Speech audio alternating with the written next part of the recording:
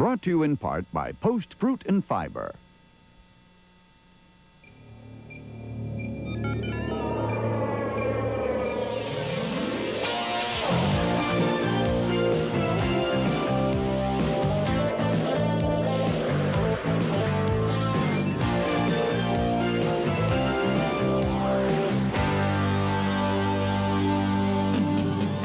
This week, test driving a Thomson Tank, feeling at home with a computer, and saving India's art treasures.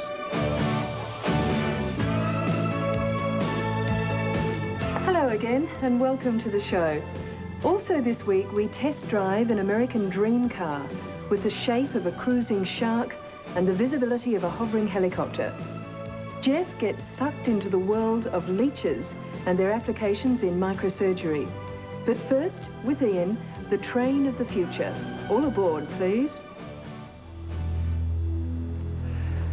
This building, not far from the small town of Lauten in northwestern Germany, houses a vehicle that is destined to revolutionize high-speed ground transportation on this planet. It's been under development for some time in Germany, and several other countries, the United States, Canada, Japan, and Britain, have produced experimental prototypes. But this German vehicle is far, far more advanced than any other.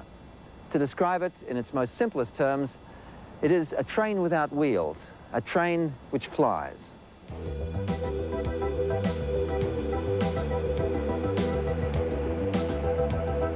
It flies magnetically suspended above its tracks at up to 400 kilometers or 250 miles an hour.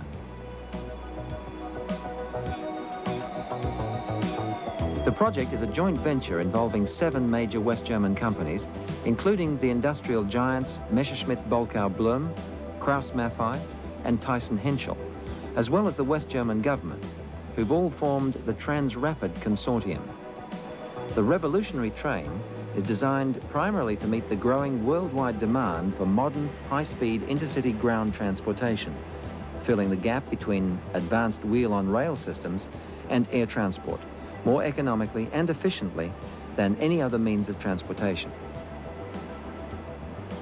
The basic concept behind the process used in the Transrapid train is a contact-free levitation, guidance, and propulsion system. The first two, levitation and guidance, are achieved with 2 different kinds of magnetic forces induced by powerful magnets. One set is under the structure so that when they are attracted towards the guidance rail, they literally raise the vehicle. The second set is a series of guidance magnets, which provide a horizontal force that prevents swaying and repels lateral forces on curves. Well, these are the levitation magnets, and there are 32 of those along the underside of each carriage, 16 on each side. The guidance magnets are in here, and there are 28 of those with each carriage, 14 on each side. So we've seen the levitation and the guidance systems. Now the propulsion system, which can be compared to an electric motor. In an electric motor, when power is applied, magnetic forces generated in the stator cause the reaction part, or the rotor, to turn. Now, if you rolled the stator out and also flattened the rotor, the magnetic forces still make it move, but now it moves continually on a flat plane. The specially built 30-kilometer or 20-mile test track at Emsland on the Dutch border has seen more than 1,000 test runs of the Transrapid train, the first large-scale magnetic levitation trial in history. While the test program will probably continue until 1989, it's already shown that the vehicle is capable of accelerating smoothly and quietly to its top speed within 2 minutes, of climbing gradients as steep as 10%, which is significantly greater than a wheel-on-rail vehicle, and of negotiating much tighter curves at speeds of 250 kilometers or 150 miles an hour than would be possible in a train with wheels. Each test run is closely monitored from the fully computerized control room, which shows here a unique feature of the maglev system, in which only a maximum of 3 kilometers or 2 miles of the track is activated at any one time. In other words, power is only running through that section of the track on which the train is traveling. Well, the whole idea of the magnetic levitation concept is to compete with the airlines, conventional railways, and the automobile in several areas, in safety, comfort, and in the frequency of service. But most importantly, in the actual travel time from door to door. Averaging around 320 kilometers or 200 miles an hour, it can provide faster transportation than a plane over distances of up to 800 kilometers or 500 miles. In addition, it's environmentally sound. It uses less power, far less ground space than conventional railways or superhighways, and it's virtually pollution-free. And because of its frictionless operation, the only noise, even at maximum speeds, is that of the wind. The Transrapid Consortium has already drawn up plans for potential high-speed magnetic levitation corridors throughout Europe, several areas in North America, and Australia. One of the first is likely to be the busy and lucrative 250-mile or 400-kilometer run between Los Angeles and Las Vegas. The Transrapid will cut that time in half. The stunning success of the maglev trials here in North Germany have set the stage for what could be a number of substantial international sales for the Transrapid Consortium. One of the things I find most interesting about the whole program, though, is that one of the major sponsors of this very expensive project is Lufthansa, the West German airline. Perhaps they've seen some writing on the wall. Coming up next, taming the Wildcat 4. Brought to you in part by I Love New York City Vacations. I love the nights. I love the sights. I love shopping. Yeah, all day. I just love the shows on Broadway. More people love New York because New York has more to love. I love to play ball. I just love it all. Call now for your free vacation kit. I love New York. Your high-fiber cereal. Tastes like a high-fiber cereal. But my high-fiber cereal is different. Why? Because it comes in a big red box? No, because it's delicious. Really? It's the only one with this delicious combination of raisins, dates, nuts, and crunchy clusters. Keeps sounding better and better. And crispy high-fiber bran flakes. That makes it perfect. That makes it fruit and fiber. That makes fruit and fiber my high-fiber cereal. Post Fruit and Fiber cereal. Delicious. Why would you want your fiber any other way? Listen to this. I make long-distance calls from payphones all the time. If I don't hear AT&T, I hang up. I dial 10-ATT-0, then I hear bong, AT&T, and I know who I'm dealing with. When you make a long-distance call and you don't hear AT&T after the hang up, dial 10-ATT-0, then the area code and number. You get the AT&T service you want and prices you expect. You just gotta listen. AT&T. I didn't want to be the first, but when I heard how many other guys had already tried Rogaine, I did too. Now I have only one regret. I just wish I'd tried Rogaine sooner. For more information about Rogaine with minoxidil, see your doctor or call this number. If you want to get the complete story about Rogaine with minoxidil, what it does and how it does it, see your doctor or call 1-800-556-4800. Upjohn Information Center. That's 1-800-556-4800. Tonight on World Monitor. Documents show German companies have been tied to Iraq's military buildup for years. He asked German companies to help them in Iraq to make their own equipment. And the Germans came. Merchants of death is what the German press is calling the more than 140 companies suspected of violating the UN embargo. Germany's arming of Iraq. Tonight on World Monitor.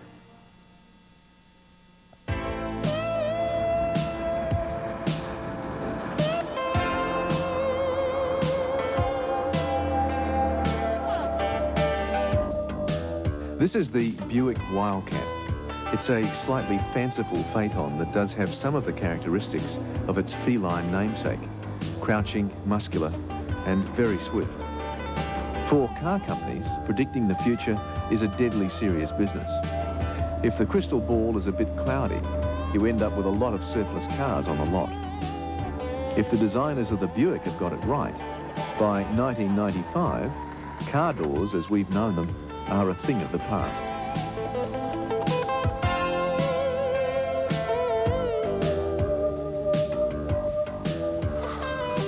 Well, it looks a bit like George Jetson's commuter, but it's also an example of how sometimes the designer's dreams and doodles can be turned into reality, at some considerable cost, I might add. But then Buick and the specialist glass and paint manufacturer PPG have certainly got an interesting car for their risk capital. An exposed al fresco style engine, four-wheel drive, computer-driven instrument array, and a striking body shape that makes it look like it's going backwards when it's actually going forwards.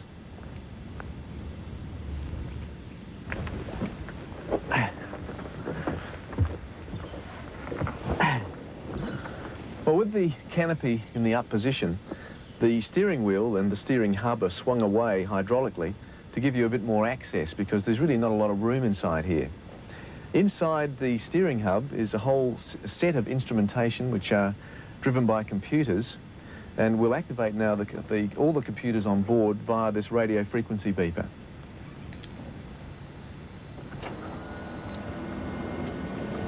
And that's all the computers being fired up, and the cooling system in front. Now I can see the rev counter, the temperature of the car, the battery level, and up in front I can also see via a periscope mirror system a heads-up display which does work, and that shows me my gear settings and the speed. And I can also activate over here a whole series of computerized graphics, from the tire pressure to the voltage levels at the spark plugs. But there's also something of a spoil sport software in the computer, because I'm told that at 120 kilometers an hour the fuel is blocked off to the engine, presumably to stop exuberant drivers like myself from getting carried away. Let's take it for a drive. Although a lot of effort has gone into the futuristic cabin and instrumentation, one of the key design elements was the concept of having an exposed engine, reminiscent of a hot rod cafe racer with slightly more refinement. The 3.8-litre V6 double overhead cam 24-valve power plant develops 230 horsepower, so it's quite worthy of showcasing. The pillarless canopy makes you feel like you're inside a water bubble. With no blind spots, it's great for defensive driving. But the expansive window, made from acrylic, carbon fibre and glass-reinforced polyester resin, still has a few defects. It's quite a panoramic view from inside the capsule. It really is like a capsule. But the optics of the glass is still got quite a deal of distortion in it. What's interesting is that when designers ponder the shapes of future cars, it's the glass technologies that are the limiting factor. There'll no doubt be a tendency towards low-slung, high-window area vehicles, but to achieve that sweep of glass without optical defects is a real challenge. The Wildcat's canopy was cast 7 times to achieve this level of clarity. At the moment, if you leave the Wildcat stationary in the sun, it gets really hot inside. Work is going on to include in the glass solar cell arrays that would drive the air conditioning while it's parked. Also, special reactive tints for the glass that would respond to ultraviolet light, just like my optical eyewear. Stylists at Buick and General Motors have had a long-time love affair with trying to make you feel like you're inside a jet fighter. So it's worth looking back to see the origins of the latest Wildcat.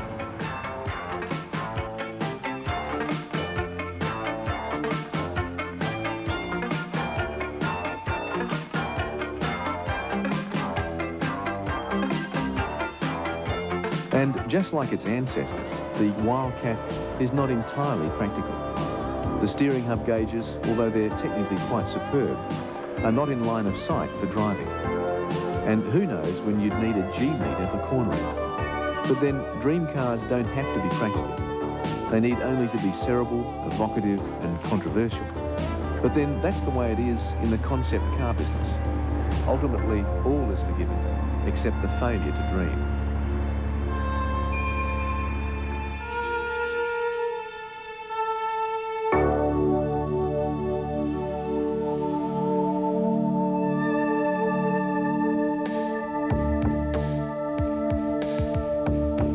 unusually brave young man is Steve Sutton. He's allowing himself to be bitten by the wolves of the worm world, leeches. It's enough to give anyone the horrors. Not only that, but the heat from our lights is making the little suckers unusually active. They're quite keen to escape, aren't they? Oh, yes, Can they survive away from the tank?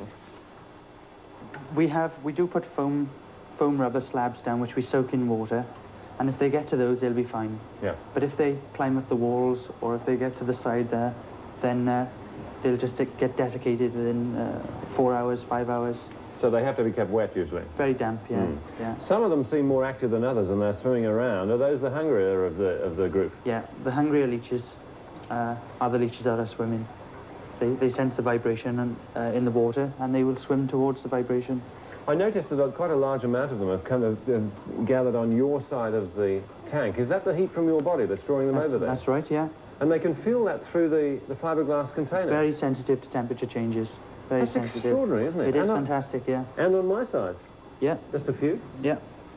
But if your attention span is, well, dropping off, take heed. These repulsive but astonishingly clever little creatures are making a comeback in medical science. Doctors, in fact, are clinging to the belief that leeches can help us all. Leeches, of course, have been around for centuries. In Europe, women were paid to collect them from ponds, and bleeding was considered the cure for many ills, from gout to heart disease. This is, in fact, the world's only leech farm. 30,000 of these little horrors live in semi-darkness in large tanks. The rooms are kept cool, so they're less active. At least, they weren't active until we arrived. Well, he's just bitten me, and I'll bleed from that wound for quite a while, because in his saliva, there's an anticoagulant which stops the blood, effectively, from clotting. And that's why these leeches are so effective in modern microsurgery, particularly in the reconnection of severed limbs and fingers, where you don't want things to bleed too much. Sucker. Me, that is. We've all at some time or other encountered leeches in ponds. The reason you never realize they've bitten you is the local anesthetic in their spit, which prevents the host feeling any pain, and a vasodilator, which increases the availability of blood for the leech. And what do you feed leeches on? Well, blood, of course. This, possibly the most disgusting sequence ever filmed for Beyond 2000, shows how a blood sausage is made using bull's blood from an abattoir and a thin sausage membrane.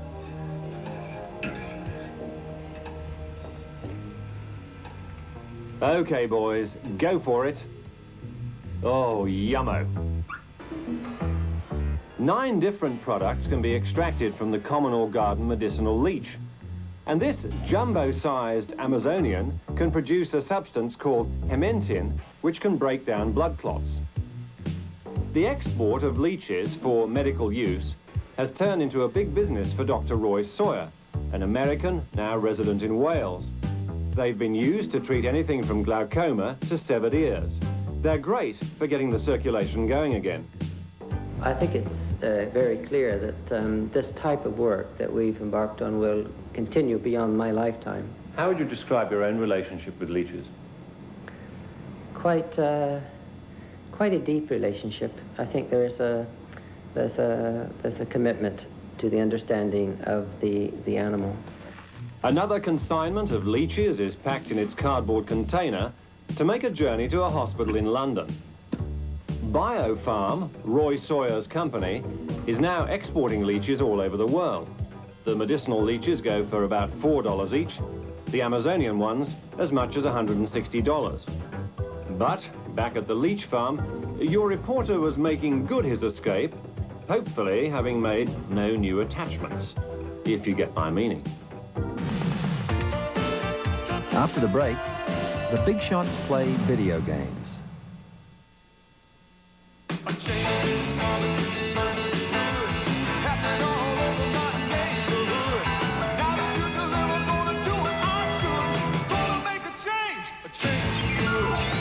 final four, call on Pizza Hut for the new MVP pizza, loaded with pepperoni, mushrooms, Italian sausage, and green peppers. Get one for $7.99 and a second for just $4 more. Now that you deliver, gonna change me good. Pizza Hut delivery, making it great. Our projection screen looks so real, you'll feel like part of the show when you watch the new RCA home theater. It also has surround sound that's so real, Stand back, everyone. you'll forget you're sitting at home. Let me handle this. The RCA home theater also has Pix and Pix. It lets you watch two things at once, in color. Another way, RCA is changing entertainment again. Now, your television is a window to another world where anything is possible. Space travel, painless health care. See the future today with Beyond Tomorrow. Then, meet the people who make the magic happen. Explore the amazing ideas of our world and see how insight becomes innovation with the world premiere of Invention. Tonight, beginning at 9 Eastern, only on the Discovery Channel. As we did 50 years ago at Pearl Harbor and now in Desert Storm, Americans fight to defend beliefs we hold dear: life, liberty, the pursuit of happiness. To honor our brave soldiers, British Commonwealth's Toka Law and its coin fulfillment office is issuing the Defenders of Liberty coin and medal set. This $5 coin is legal tender and marks the 50th anniversary year of our historic entry into World War II. Issued to commemorate our triumph in Desert Storm, this medal is being minted only in 1991 and in limited quantity. The flame of liberty can only stay lit with tremendous dedication. This keepsake set is a fitting tribute to America's heroes then and now who battle for freedom to keep the flame of liberty alive. Order your Defenders of Liberty victory set today for yourself or as a gift. Pay only $10 plus $3 each for shipping and handling. Call now.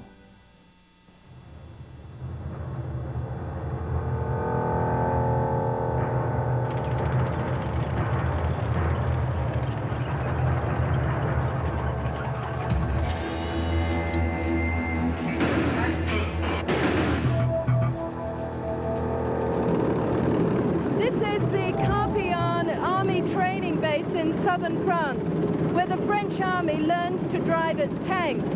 Maneuvering an enormous beast like this, an AMX-30 Roland tank, when it's fully laden with weapons and with soldiers, is an extremely time-consuming task to learn. It's also one of the most expensive undertakings for any army around the world, both in time and in wear and tear on the equipment.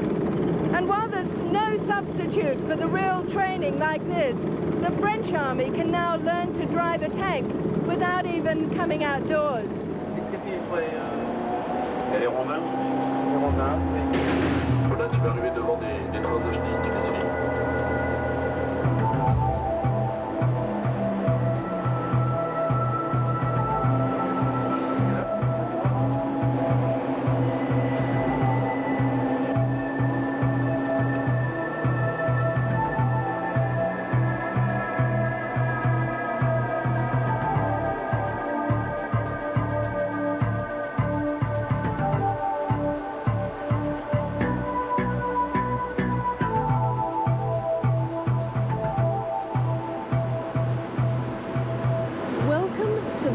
School of tank driving, a 1 to 300 scale model of some of the roughest terrain ever likely to be experienced by a tank driver anywhere in the world.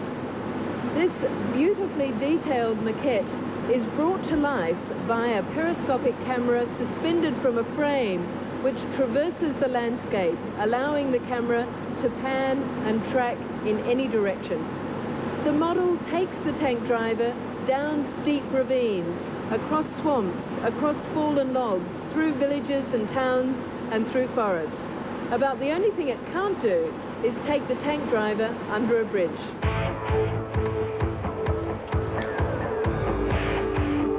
For the young soldier, this is a deadly serious training program. It's fast, too. Just 15 30-minute lessons could leave him ready to be driving a tank around a battleground. The simulator must look, feel and react like the real thing. The driver can operate in the head-up or head-down position, with a closed-circuit television system feeding him images of the landscape he's traversing. The hydraulic tripod shakes the training cabin without mercy, like the very worst showground ride. The precise movements of the cabin are determined by a sensor fixed at the base of the optical probe as it moves across the landscape. This feeds information to a computer about the terrain encountered. Tank characteristics and details about its pitch, roll and yaw are integrated so the driver feels an appropriate motion. Both driver and training officer are oblivious to the adjacent room where a rotating camera gantry cruises across a Lilliputian landscape. For them, this is for real.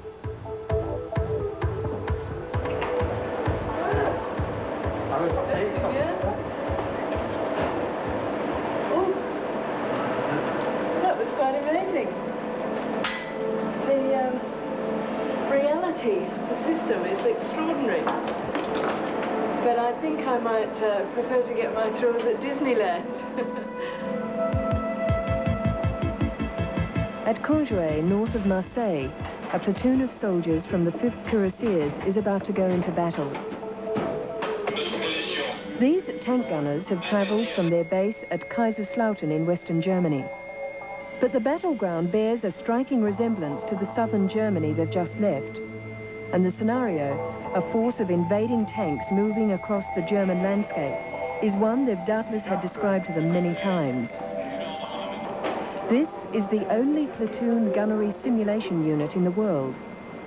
3 turrets, each with a tank commander and gunner combat station, are reproduced down to the smallest detail. In a room adjacent, 3 instructors, each assigned to 1 tank, communicate their orders. The instructor can select one of the available scenarios in a few seconds and modify certain parameters like wind, temperature, altitude and target speed, all of which affect the trajectory of the shot fired. It's nerve-wracking and by intention produces as much of the real stress of combat as possible. So perhaps it's not surprising that these Thomson CSF simulators now cost as much to build as the real thing. Its manufacturers claim simulators are 85% cheaper to run than a tank. There's no doubt the simulation will become even more realistic in the future, with the use of computer-generated images, a system which Thomson calls Visa 4. With this system, the imaging will widen the driver's view to 120 degrees and provide real-time reactions to events, that is, at the rate of 1 image every 30 milliseconds. In this latest generation of simulators, 22 of which will arrive in West Germany this year, it will be impossible to separate the real from the unreal.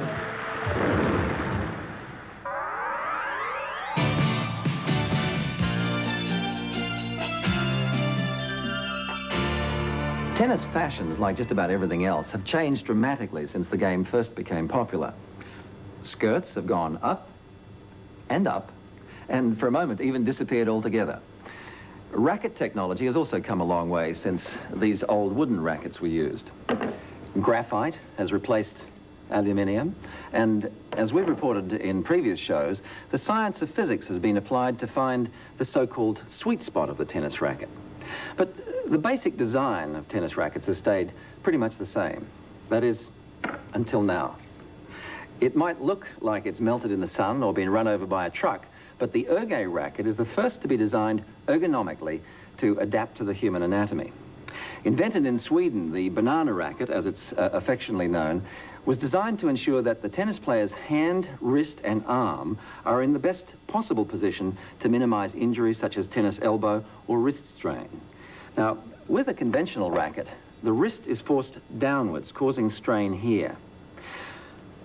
These 2 bends in the ergo racket, one here and one here, ensure that the wrist remains straight and neither the muscles nor the tendons are overstretched. And theoretically, this means that power is concentrated much more in a straight line in a forward direction.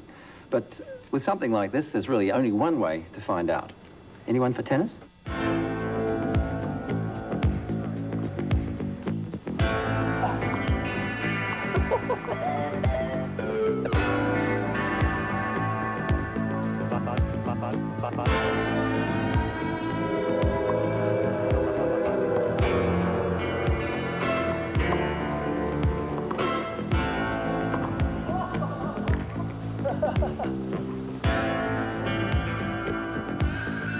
The rackets have been produced in both aluminium and graphite, and the ergay people claim that in either material, the double bend widens what is known as the stable striking axis of the racket, thereby enlarging the sweet spot, that area of maximum power on the racket.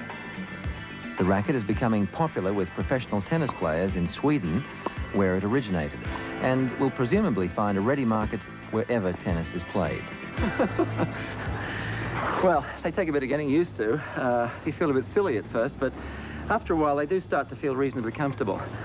The ergay company in Sweden have already started redesigning squash rackets, table tennis rackets, and even badminton rackets. And who knows, one day all rackets may look like this. I just know that as far as I'm concerned, I think they've given me the one with a hole in it. Coming up next, saving a doomed temple. Green Alert, a symbol of commitment, only on the Discovery Channel. Brought to you in part by MetLife. If your feathers have been ruffled by downdrafts in the market, get on board something big, safe, and secure. Get Met. It pays.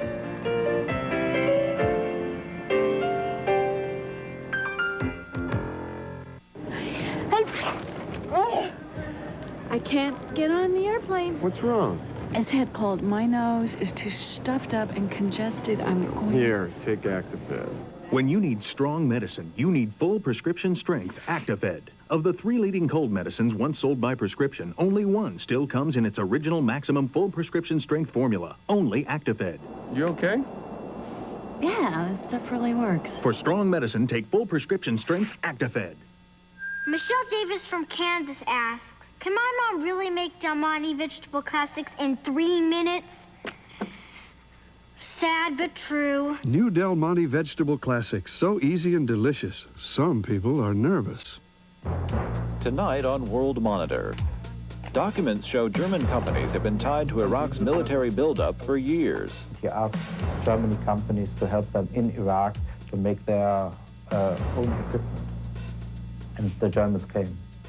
Merchants of Death is what the German press is calling the more than 140 companies suspected of violating the UN embargo. Germany's arming of Iraq. Tonight on World Monitor.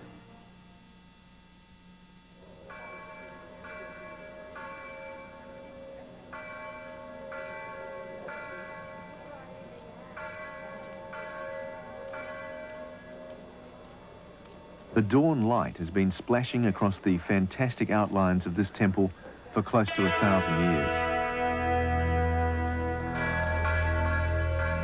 Raja Rajasphera Temple is one of the largest, finest and best preserved temples in all of India. It's a monument to the power and style of the Chola Empire that ruled southern India, Ceylon and parts of Malaysia between 850 and 1270 AD. The giant gateways, or gopuras, are festooned with dancing, writhing deities. They absolutely teem with life. Gods, demons, mortals and animals all crowded in together. The main temple, built to honour the Hindu god Shiva, is enormous. It's built of huge slabs of stone that were carved in situ. A massive single piece of granite makes up the dome of the tower, or Vimana. It weighs in excess of 81 tons and was dragged up an earthwork ramp 6 kilometres long to put it in place.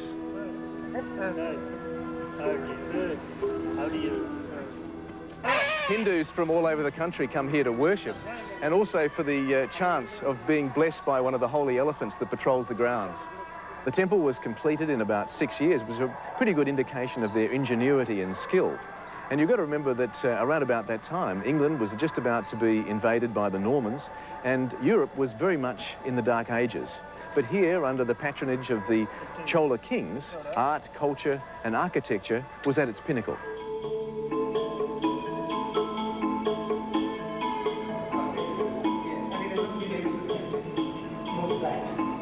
The Cholas were also master painters, something that remained unknown until the 1940s, when some of their works that adorn these dark, labyrinthine passageways were uncovered by accident. They'd been plastered and painted over by another Tamil dynasty, the Nayaks, around 1550. It's in very good condition for 1,000 years, isn't it? In their enthusiasm to reveal the Chola legacy, the art restorers decided to sacrifice the Nayak works. The Nayaka paintings are quite rich, but they're definitely a broader application than the Chola paintings. They're a little bit like a peasant carpet or a tapestry, and they don't have the same three-dimensional effect as the Cholas. But still, they're 500 years old and of enormous cultural and historical significance. But up until now, it was really King Solomon's choice, because only one of them could be saved. After a considerable period of research, the technique is now available to remove the Nayak works without damaging either. Dr. Subbaraman, my guide, is from the Archaeological Survey of India. He's a mixture of art lover and preserver with the knowledge of an industrial chemist. But exactly what deity it is, you will know only when the face is also exposed, after detaching the upper half. To find out more about the Nayak and Chola works, X-rays were taken to fathom what pigments were used. Were they organic or metallic?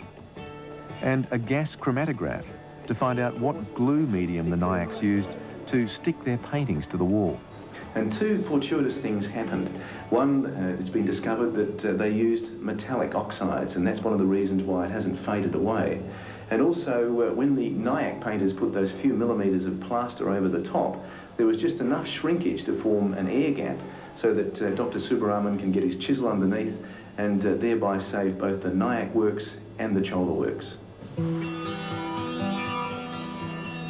One of the most important facets of the procedure of removing the Nayak works is the application of a fine muslin gauze to the Nayak paintings. And the entire success of the operation depends upon the successful application of the gauze.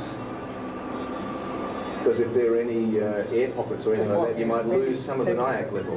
That is right. The Nayak works were unfortunately also inferior in the way they were applied, which makes things even tougher. They were painted fresco secco style, painting onto dried and hardened plaster. The Chola works were painted true fresco, which doesn't occur anywhere else in India.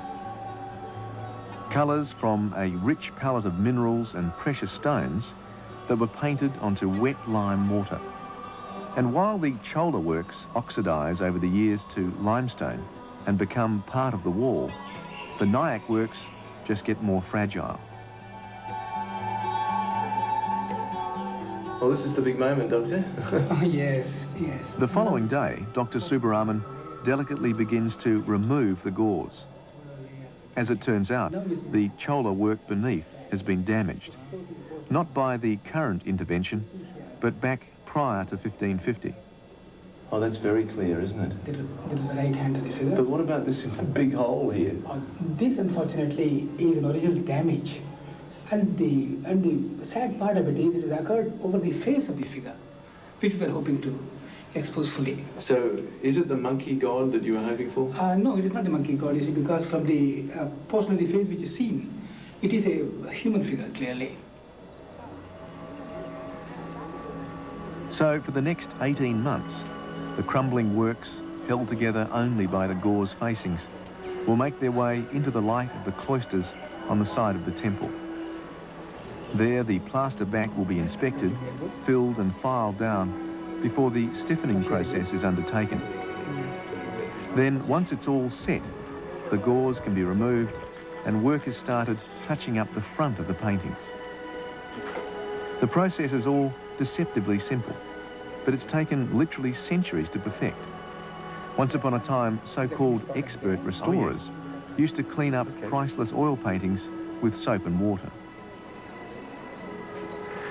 So, work is still proceeding over there on another section of the painting, but this is what they look like in their final stage.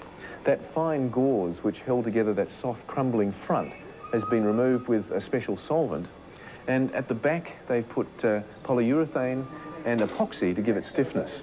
And then a fine mist of polyvinyl acetate is painted on, and that protects it from airborne pollution, but it also brings out the sombre colours of the Nayaka work. And from here, it'll be painstakingly put together in a mosaic and taken back into the temple where it can be viewed in its natural environment.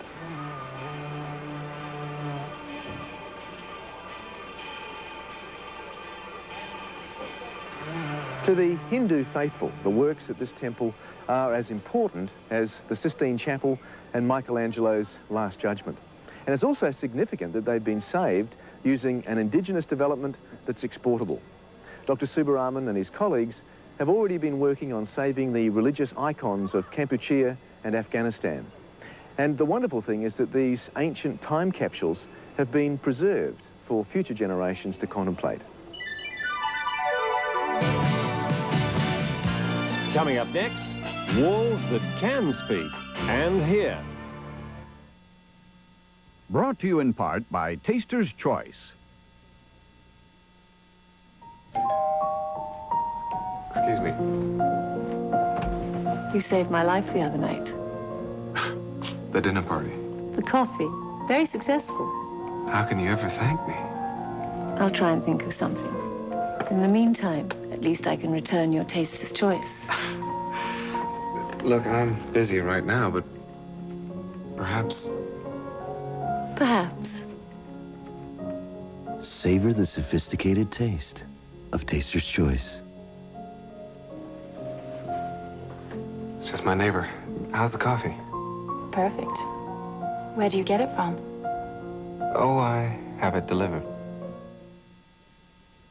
The Murine Earwax Removal System has drops that safely loosen hardened wax when used as directed, plus an ear washer to gently flush wax away. Murine, the complete medically approved system to safely remove earwax. So I start watching the Discovery Channel. Thought maybe I'll learn something. Then I see they have this guide, you know, to kind of help you figure out when everything's on. So I order it. Real easy. Just 1-800-TDC-8343. And I charge it. And now, a few weeks later, it's here. I mean, look at this thing. It's a magazine. TDC Magazine. I open it up, and there's this grid, which is great because I can see the whole week at a glance. So I just circle the shows I want to see. And look at this. It's a complete description of every single show. And check this out. These photographs. Gorgeous. There's even articles by famous authors. Amazing. All I expected was a program guide, and I get all this? What a bargain. I wonder if there'll ever be a swimsuit issue. Call now to order your TDC magazine and receive 12 monthly issues for only $14.95. That's more than 50% off the cover price. Or tell the operator to bill you later. Visa and MasterCard accepted.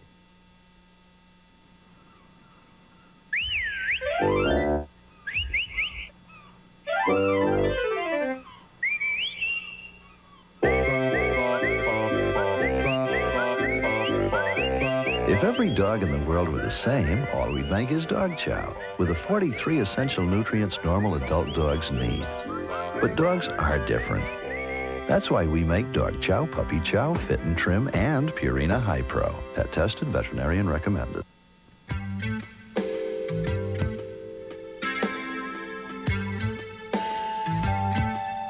Hello. Welcome to Telephone. One moment, please.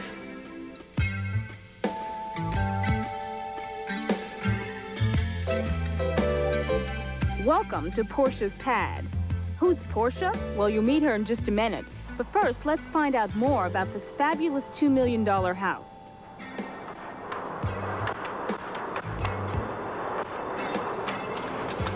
This house is not just beautiful, it's functional. Take, for instance, the doors. You don't need keys. You just punch in your key code, and it opens. And that's not all. There's more.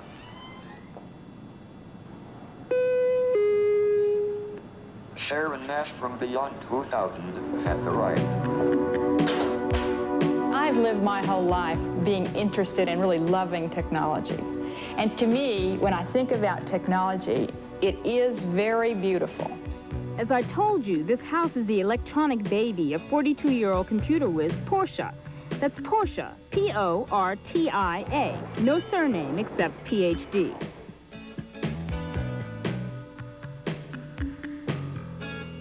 One of my goals, a very key goal in building this house, was to create an environment where the technology really wasn't noticed very much, although it was just massive technology, the most that's ever been put in a house, but that it was brought in as a form of art. It was totally consistent with the design and architecture of the house, and that when someone walked in the house, they were just, wow, this is really beautiful. It feels serene. It's kind of Japanese-like. It feels so peaceful. And then as they look around, they finally start noticing the television screens, for example. Hi there. Let's see how you do. Right after this. It's hard to miss 20 television sets, 13 computers, and 16 telephones. But don't worry, you can't see the 8 miles of wire that connects it all. It's hidden away behind the walls. This is the control tower. It's run by an IBM PC computer. It does a variety of things. With this light pin, you can control the lights, the audio-visual equipment, and the air conditioner. You can also change the volume of the stereo. I think the most interesting feature is the security system. This is a graphic display of the layout of the house. You can see that there's someone walking from this room to this room. It also tells you if someone's opening or closing a window or a door. Someone should come to the door and you're not home, or you just don't want to be disturbed. The house will take a video message. We are unable to come to the door at this time. If you will face the doorbell light, you may leave a 30-second video message at the sound of the beep. Beep. Howdy, would y'all like to buy a vacuum cleaner? There are infrared sensors outside on the grounds, and if they're disturbed, you see it on the monitor. Here you can see someone's pulled into the driveway. If that someone's a burglar, the system will notify you or will call the police if you desire. But if it's not a burglar, but a service person, the house can take care of that, too. And that's a really convenient feature also for letting service people come in the house at a certain time and not come in the house at any other time.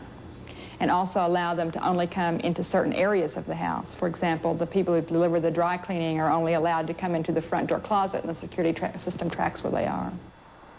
There's also a lifeguard script on the computer. A sensor in the pool notifies the house that there's someone in it. The house videotapes all the action. In addition to calling you wherever you are in the house, or if you happen to be out of town, the house can take care of the situation. You are not allowed in the pool. Get out. In this room, you can indulge in any number of audio-visual pleasures. There are 5 TV monitors, cassette recorders, VCRs, and even satellites. But don't worry, you won't have to figure out which one of these to use. All you need is this. House, media room, watch, NBC, TV, please. It's very important that you say please. The house will not perform for just anyone. I had to go through a half-hour courtship, which consisted of me saying 5 or 10 different words to the computer, so it recognizes my voice. Right now, it's equipped to handle about 65 words. You have all of these different gadgets where you can pick up the phone and tell the house what to do. Isn't that a little lazy? Oh, yes, and I love it. Well, to turn off every light, to turn off every television set in this house is a pretty time-consuming activity, and I don't necessarily want to do that when I've gotten out of my bathtub and I'm all relaxed and ready to go to bed. Oh, yes. Good night, house. Good night, Sharon.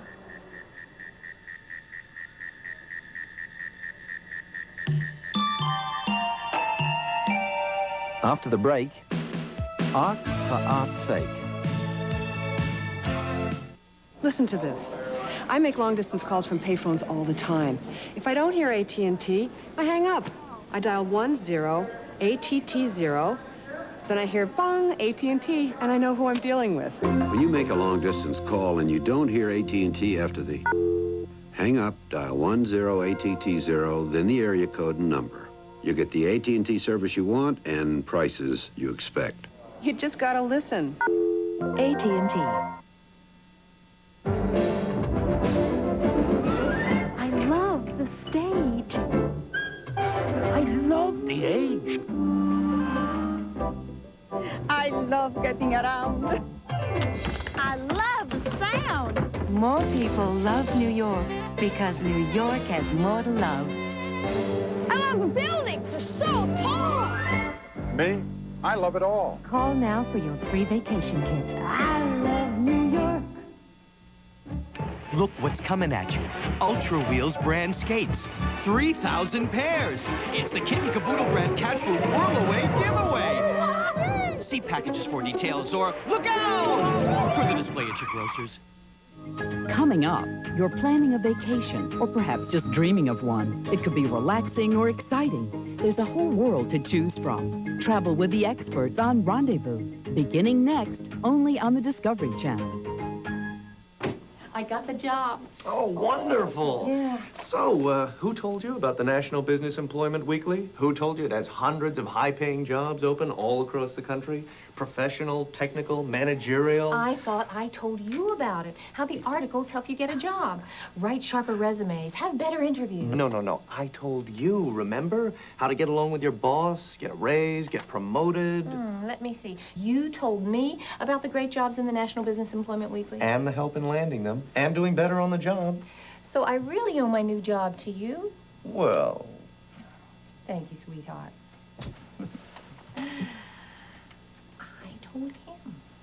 Get the National Business Employment Weekly at your newsstand or order by credit card and get 8 issues by first-class mail for $35. Call 800-334-6700. 800-334-6700. The National Business Employment Weekly. Don't make a career move without it. Most TV cameras are large, bulky affairs. In fact, the Betacam that's taping this at the moment weighs around 6 kilograms. Give us a wave, John.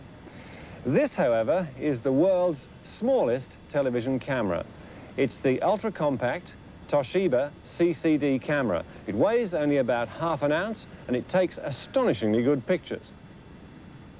Well, you can see how tiny it is. Obviously, there's no cathode ray tube in there, but a type of semiconductor which converts optical signals to electric signals.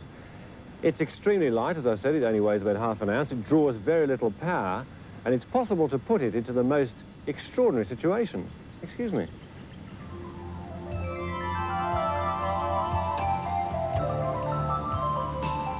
Well, I think that's quite enough of the journey around Jeff Watson.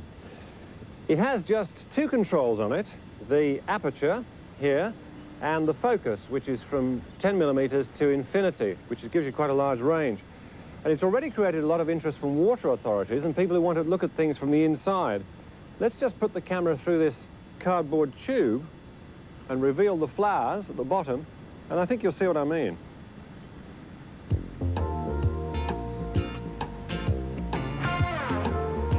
The other thing about the camera is it can work in very low light conditions as low as 35 lux. Well, we've got some mice in a rather dark box. Let's put the camera in amongst them and see what that looks like.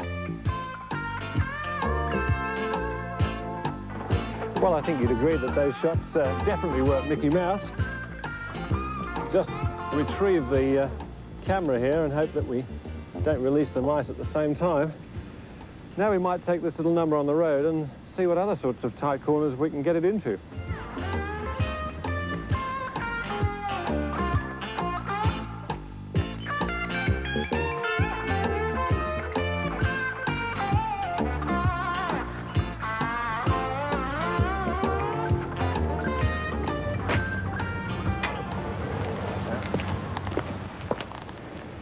Well, if you want to buy one of the ultra-compact cameras, you can't just yet because they're not available in Australia. But they will be sometime in the near future. We've had a lot of fun with it and found a lot of unique uses for this little toy. I've just stuck it, in fact, under the engine of the Jag so that I can see what's going on. Because after all, when you've got a car as old as this is, you need to know what's about to go wrong with it. See you later.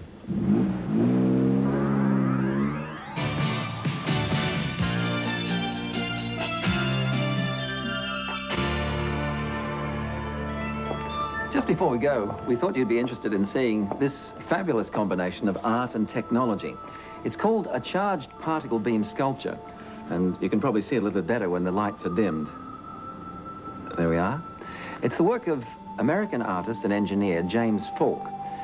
Inside the sealed ball here is an ion plasma in which a continuous electrical charge produces these incredible patterns of miniature lightning. There are 4 basic states of matter in the universe: solids, liquids, gases, and plasma. Now, plasma, which is a glowing, electrically excited gas, is found nowhere on this planet in its natural state except in lightning and in the aurora borealis and the aurora australis at the north and south poles. And yet, it's the most common state of matter in the cosmos. The light from the stars we see at night is glowing, ionized plasma.